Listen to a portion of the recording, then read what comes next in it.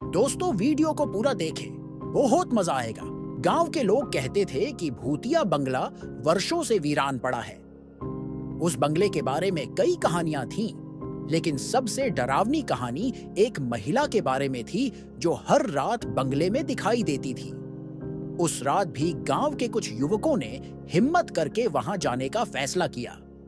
उन्होंने सुना था कि उस बंगले में रात के समय भूतिया घटनाएं होती हैं और लोग वहां से कभी लौट कर नहीं आते। विजय, रघु और अजय तीनों दोस्त थे और बचपन से ही साथ थे। वे सभी बेहद निडर थे और गांव के लोगों की भूत प्रेत की कहानियों पर यकीन नहीं करते थे।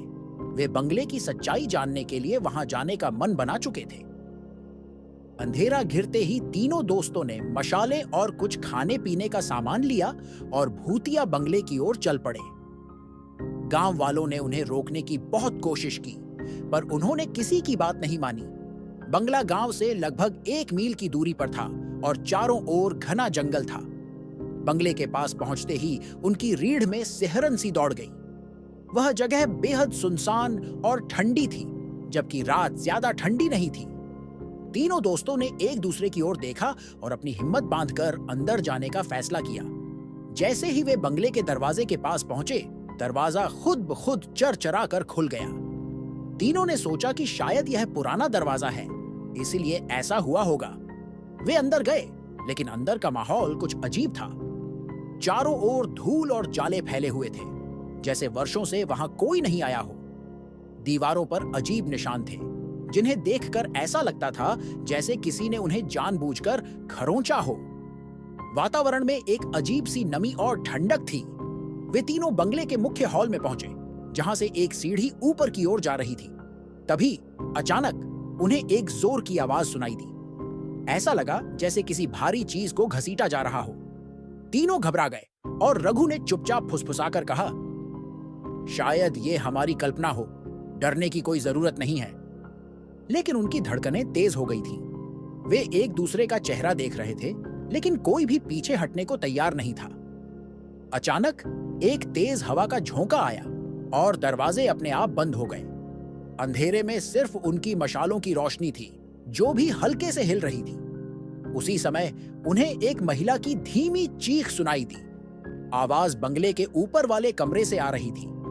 तीनों ने अपनी हिम्मत जुटाई और ऊपर जाने का फैसला किया। सीढ़ियां चढ़ते हुए उन्हें ऐसा महसूस हुआ जैसे कोई उनके पीछे पीछे चल रहा हो, लेकिन जब वे मुड़कर देखते, वहां कोई नहीं होता। जब वे ऊपर पहुंचे तो उन्हें दरवाजे के पीछे से कुछ हलचल महसूस हुई। विजय ने दरवाजे को धक्का दिया, लेकिन दरवाजा भारी था और आसानी से नहीं खुल रहा था। आखिरकार तीनों ने मिलकर जोर लगाया और दरवाजा खुला। दरवाजा खुलते ही उनके सामने का दृश्य बेहद भयावह था। कमरे के बीचों बीच एक पुरानी झूला कुर्सी थी, जो अपने आप हिल रही थी। कमरे में और कोई नहीं था, लेकिन उन्हें एक अजीब सी गंध महसूस हो रही थी, जो उनके सांसों को भारी कर रही थी। कमरे के कोनों में अंधेरा और गहरा हो चुका था और अचानक से ठंड बढ़ गई थी। वे कुछ समझ पाते इससे पहले ही झूला कुर्सी तेजी से हिलने लगी और अचानक रुक गई। तभी कमरे के एक कोने से एक धीमी सी आवाज आई, तुम लोग यहाँ क्यों आए हो? तीनों की सांसें थम गईं। उन्होंने देखा कि कमरे के कोने में एक साया खड़ा था। यह साया धीरे धीरे साफ हो रहा था और एक महिला की आकृति ले रहा था। महिला सफेद साड़ी पहने थी, उसके बाल बिखरे हुए थे और उसकी आंखें बिल्कुल सफेद थीं। वह धीरे धीरे उनकी ओर बढ़ने लगी। तीनों दोस्त भय से जड़ हो चुके थे। उनकी टांगें हिल नहीं रही थीं। महिला ने फिर से वही सवाल किया, तुम लोग यहाँ क्यों आए हो? लेकिन इस बार उसकी आवाज और भयानक हो चुकी थी, जैसे वह उनकी आत्मा को छू रही हो। विजय ने हिम्मत जुटाकर कहा, हम यह जानने आए हैं कि इस बंगले में क्या होता है। लोग कहते हैं कि यहाँ भूत है, लेकिन हम इसे मानते नहीं। महिला ने ठंडी हंसी के साथ जवाब दिया, तुम लोग यहाँ से जिंदा नहीं जा सकते। मैं वही हूं जिसकी आत्मा यहाँ फंसी है। वर्षों पहले इस बंगले में मेरा कत्ल हुआ था और तब से मेरी आत्मा यहाँ भटक रही है। जो भी यहाँ आता है वह कभी वापस नहीं जाता। इतना सुनते ही तीनों दोस्तों के होश उड़ गए। रघु ने जोर से दरवाजे की ओर भागने का प्रयास किया, लेकिन दरवाजा बंद हो चुका था। अब उनके पास कोई रास्ता नहीं था। महिला की आत्मा उनके बिल्कुल पास आ चुकी थी। अचानक कमरे की दीवारों से खून टपकने लगा और पूरा कमरा लाल रंग में बदल गया। तीनों ने खुद को बचाने के लिए कोशिश की, लेकिन जैसे ही वे पीछे हटे, महिला की आत्मा ने विजय का हाथ पकड़ लिया। विजय ने जोर से चिल्लाया, लेकिन उसकी आवाज जैसे हवा में घुल गई। महिला ने धीरे धीरे विजय को अपनी ओर खींच लिया और उसके शरीर से खून बहने लगा। रघु और अजय ने विजय को बचाने की कोशिश की, लेकिन उनके हाथ विजय के शरीर से होकर निकल गए, जैसे वे हवा को पकड़ने की कोशिश कर रहे हों। विजय की आंखें अचानक से सफेद हो गईं और वह जमीन पर गिर पड़ा। उसकी सांसें थम चुकी थीं।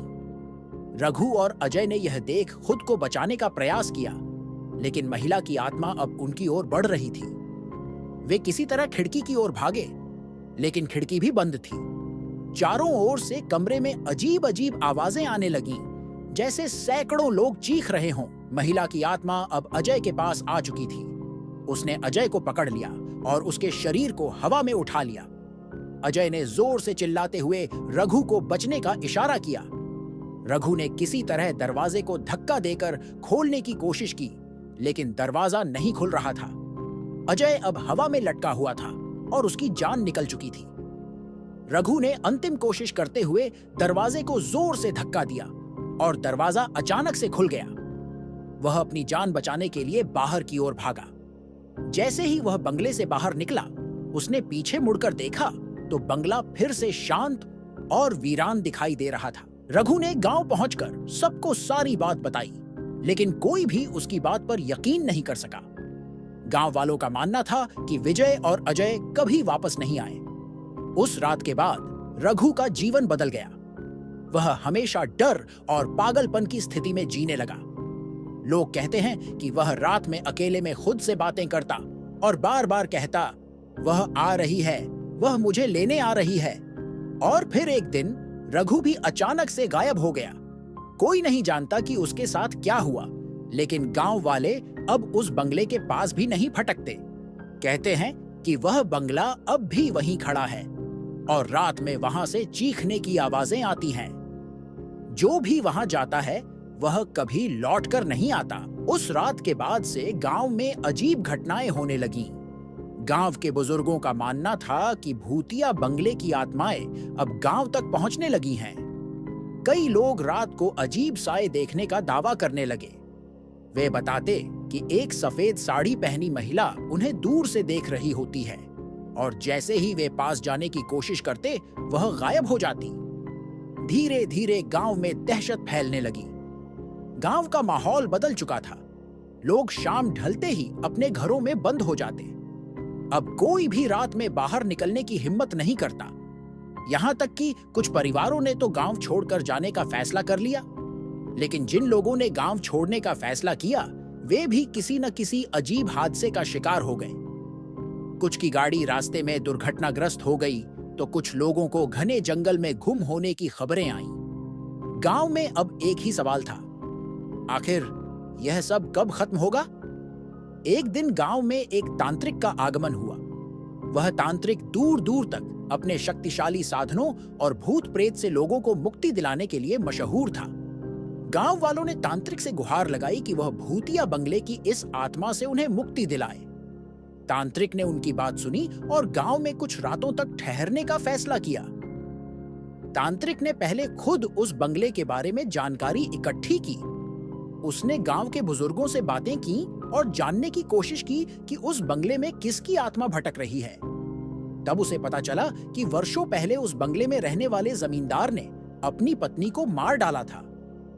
वह महिला बेहद सुंदर थी, लेकिन उसकी शादी जबरदस्ती कर दी गई थी। एक दिन जमींदार ने शक के आधार पर उसे बेरहमी से मार दिया और उसकी आत्मा तभी से उस बंगले में कैद है। तांत्रिक ने यह जानकर तय किया कि वह रात में खुद बंगले में जाएगा और उस आत्मा का सामना करेगा।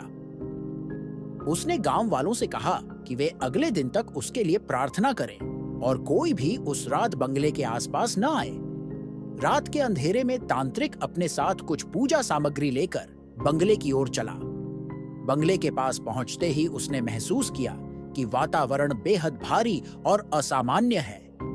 उसने मंत्र जाप करना शुरू किया और बंगले के अंदर प्रवेश किया।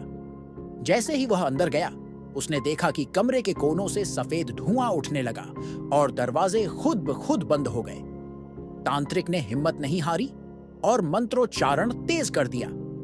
अचानक उसे वही महिला दिखाई दी जिसकी कहानियां गांव वाले बताते थे। वह महिला धीरे धीरे उसकी ओर बढ़ रही थी, लेकिन तांत्रिक ने उसे रोका और कहा, तू कौन है? क्यों इस गांव को परेशान कर रही है? महिला की आत्मा चिल्लाई, मैं यहां फंसी हुई हूं।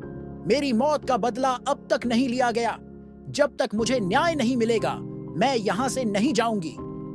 तांत्रिक ने कहा, तेरी आत्मा को शांति तभी मिलेगी जब तू इस दुनिया को छोड़ देगी। तू यहां रहकर सिर्फ औरों को नुकसान पहुंचा रही है। लेकिन आत्मा ने अपनी जगह नहीं छोड़ी।